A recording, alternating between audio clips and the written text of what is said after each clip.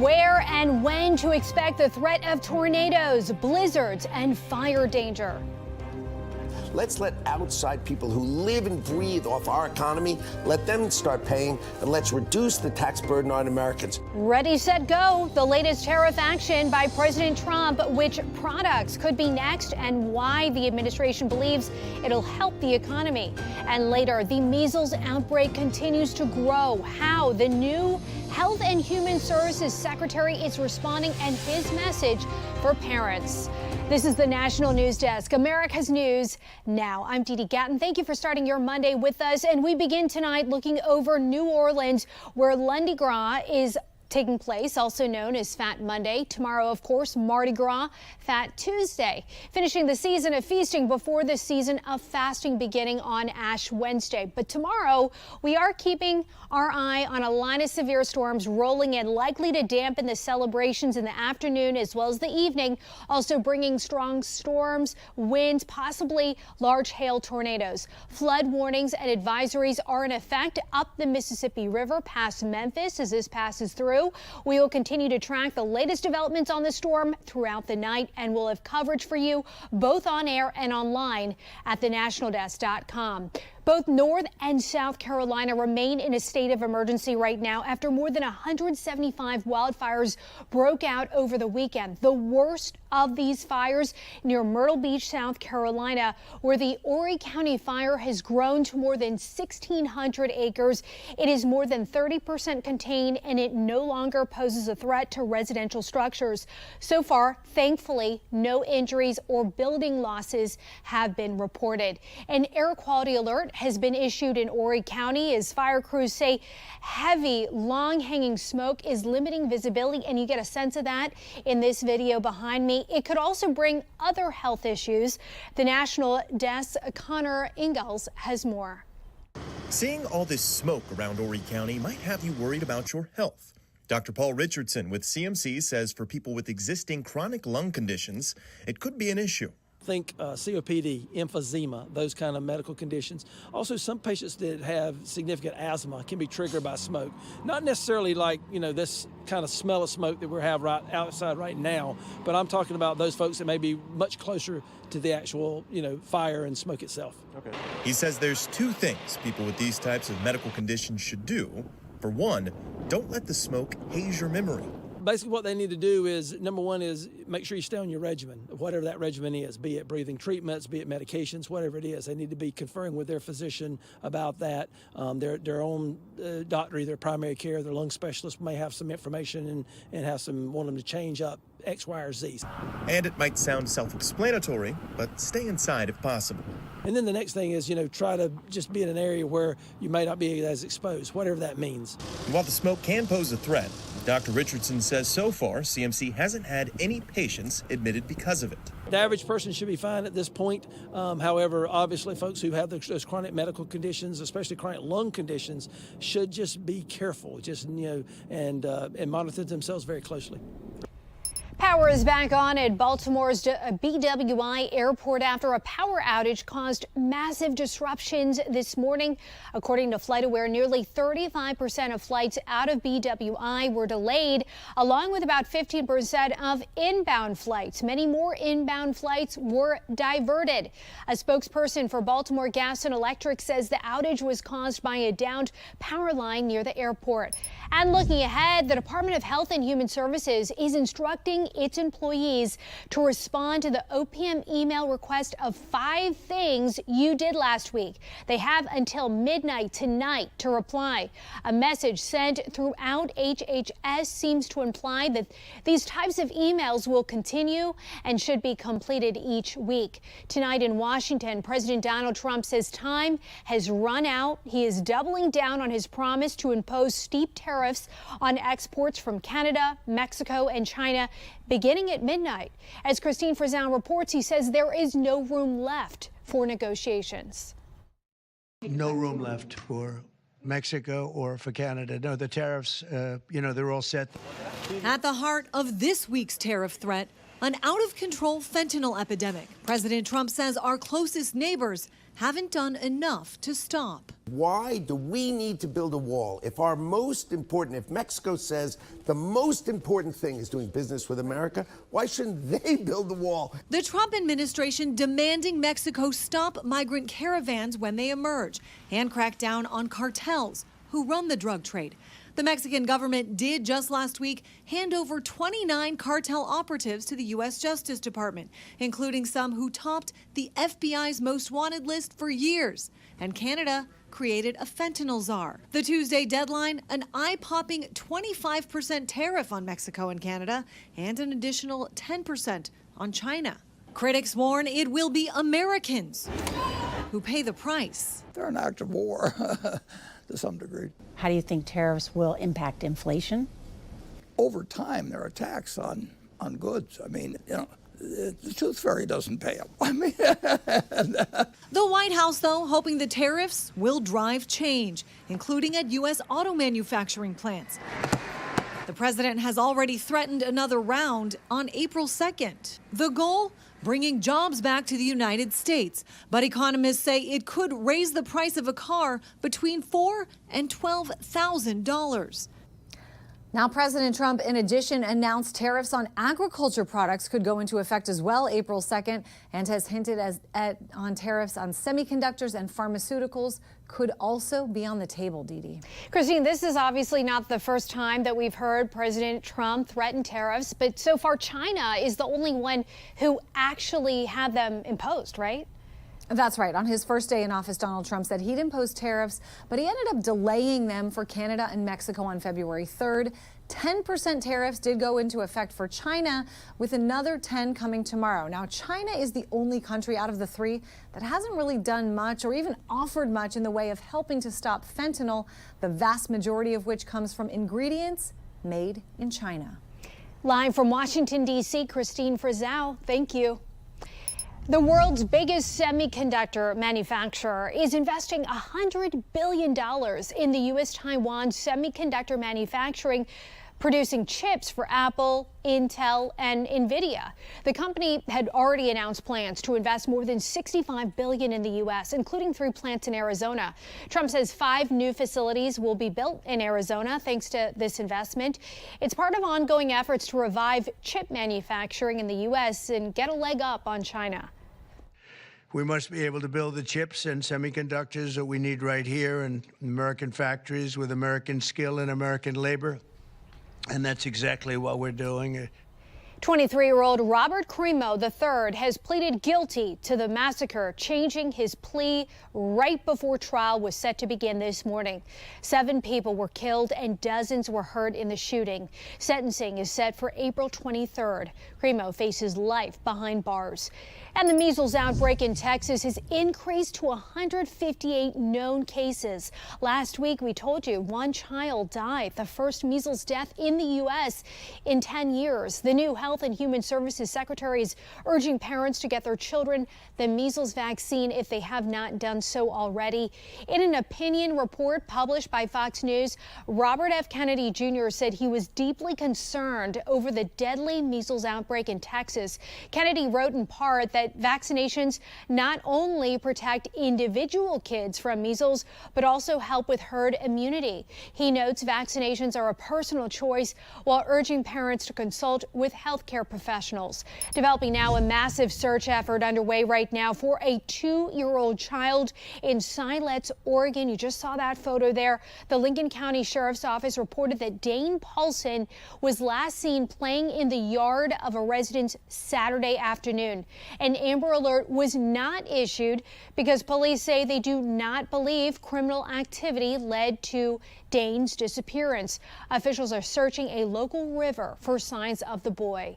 Coming up next, what President Trump is expected to lay out in his congressional address tomorrow, and how European leaders are responding to the disastrous Oval Office meeting between President Trump and Ukrainian President Volodymyr Zelensky.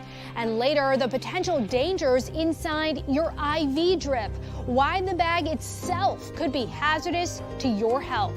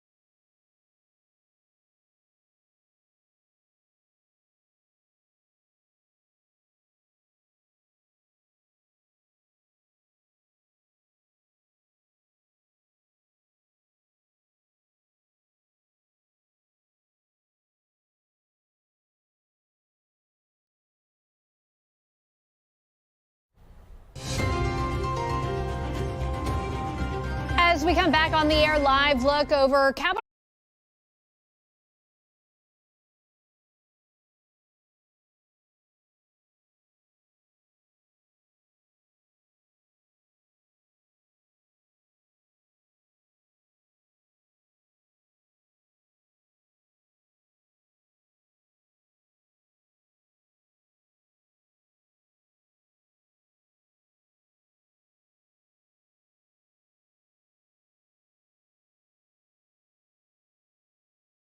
Hill behind me now. Tomorrow night, President Donald Trump will be giving a congressional address to both chambers of Congress. It is not a State of the Union government shutdown, and Speaker Johnson is changing his view on the budget he'll put to the floor. No longer looking to slash payments with updates from the Department of Government Efficiency. Speaker Johnson seems more inclined to introduce what we call a clean continuing resolution, meaning a bill that extends current spending levels passed under the Biden administration. While he will lose some Republican support, Democrats could help push the measure along to the president's desk.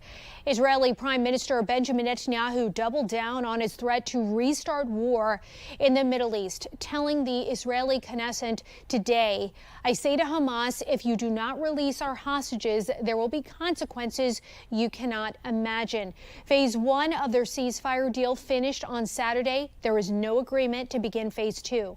Yesterday, Israel cut all future aid coming into the war-torn Gaza Strip until the remaining hostages are released. The AP says there are as many as 59 still held captive, at least 32 of whom are known to be dead. Meantime, in the Israeli port city of Haifa on the Mediterranean, another terrorist-style knife attack at a bus station left 1 dead and 4 injured. The Palestinian suspect was killed by Israeli police. Hamas praised the attack but stopped short of taking credit for it.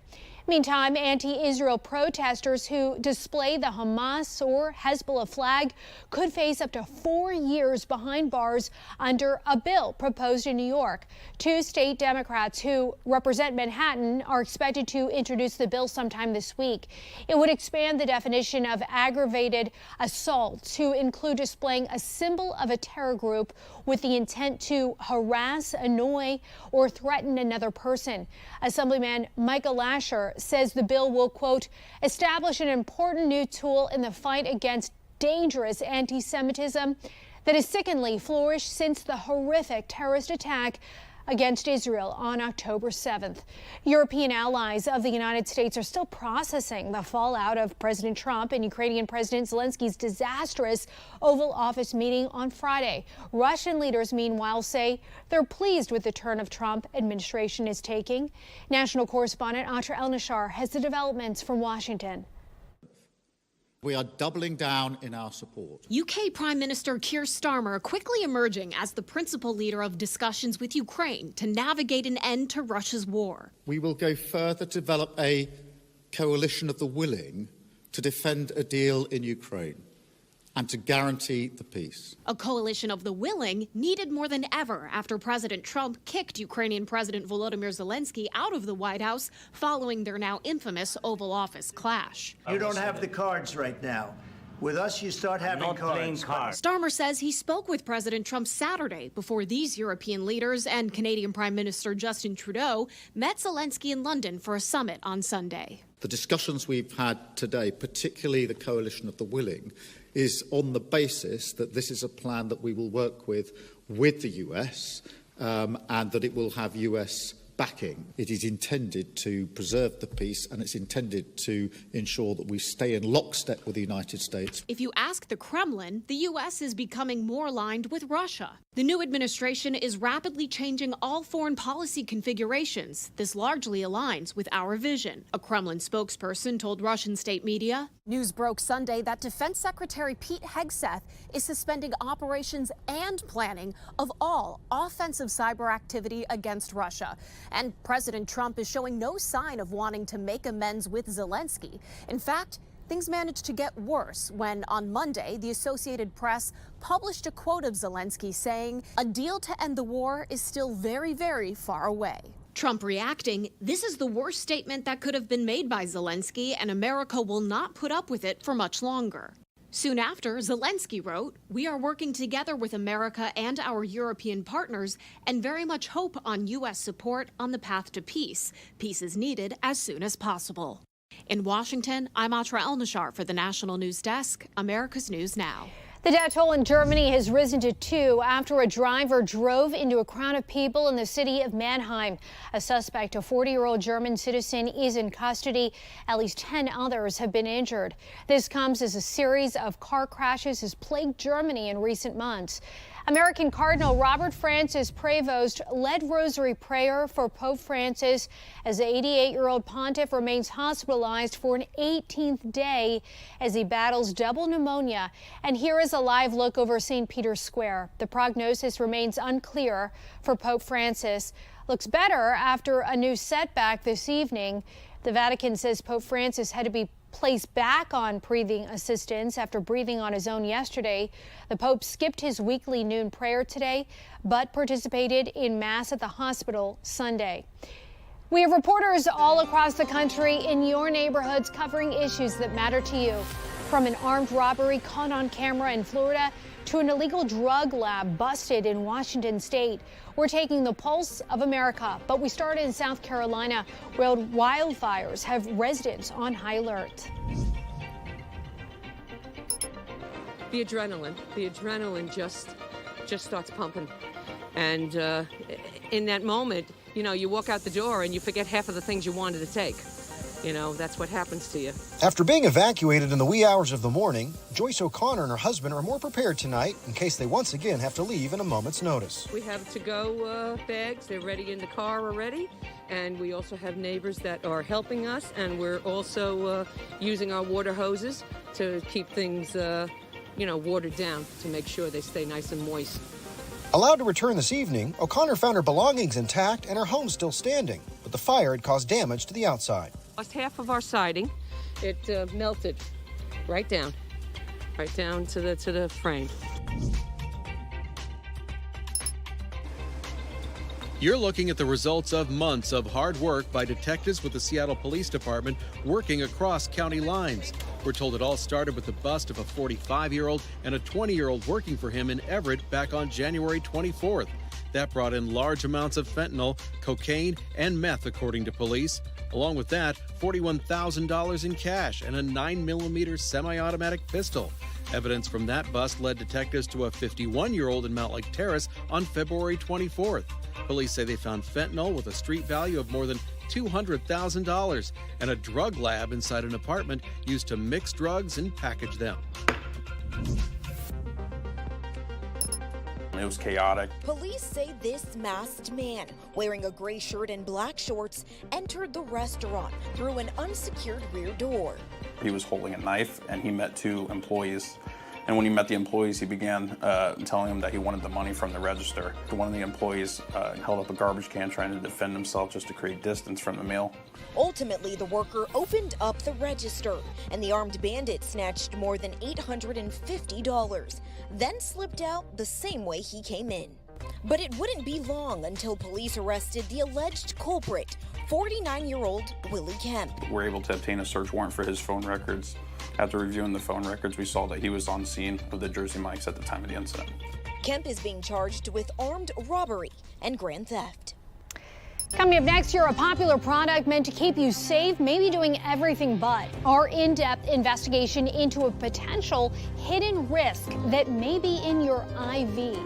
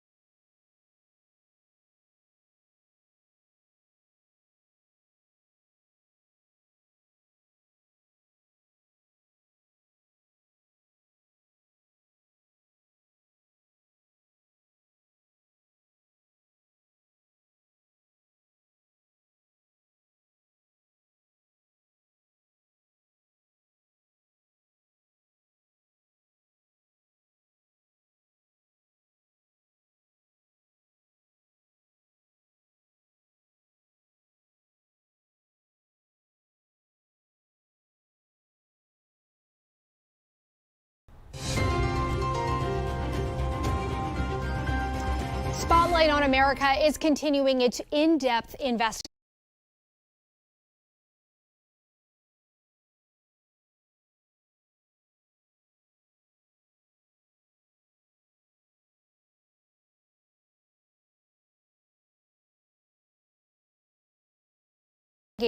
into a patient safety issue that's gone largely unaddressed, despite growing evidence of harm.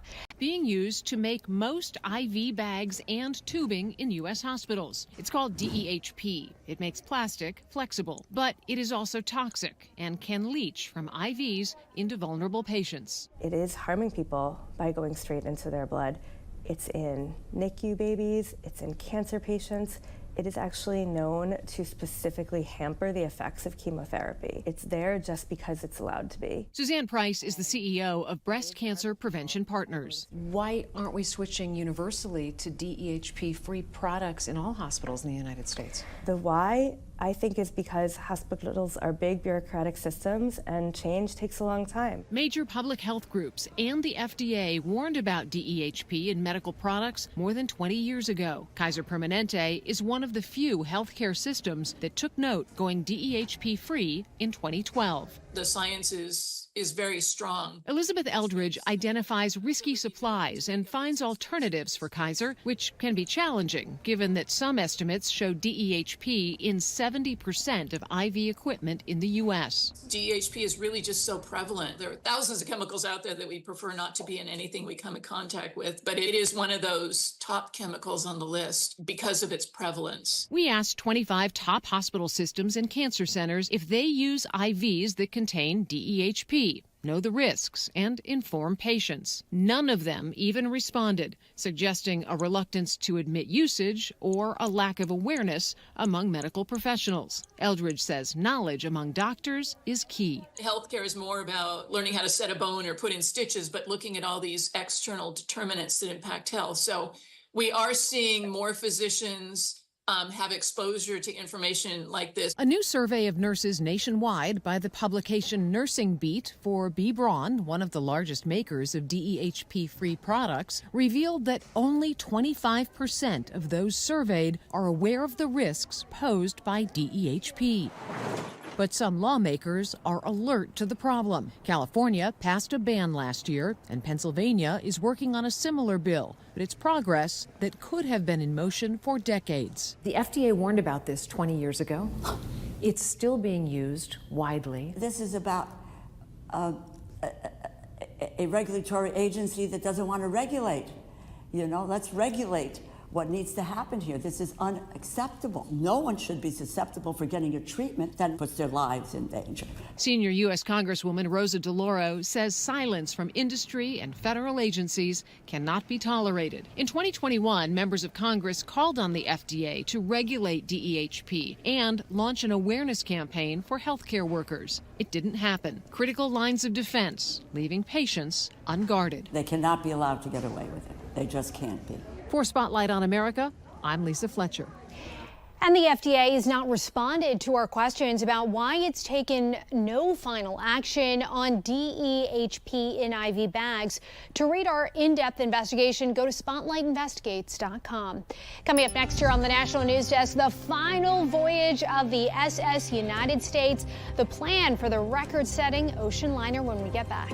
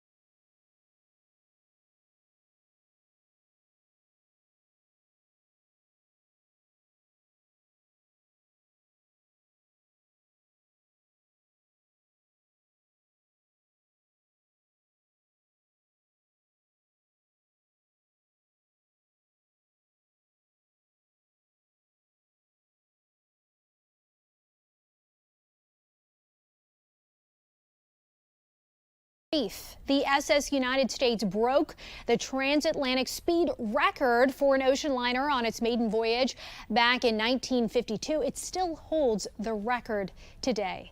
And that's going to do it for us for this edition of the National News Desk. We invite you to join us again this evening for more coverage on America's top stories.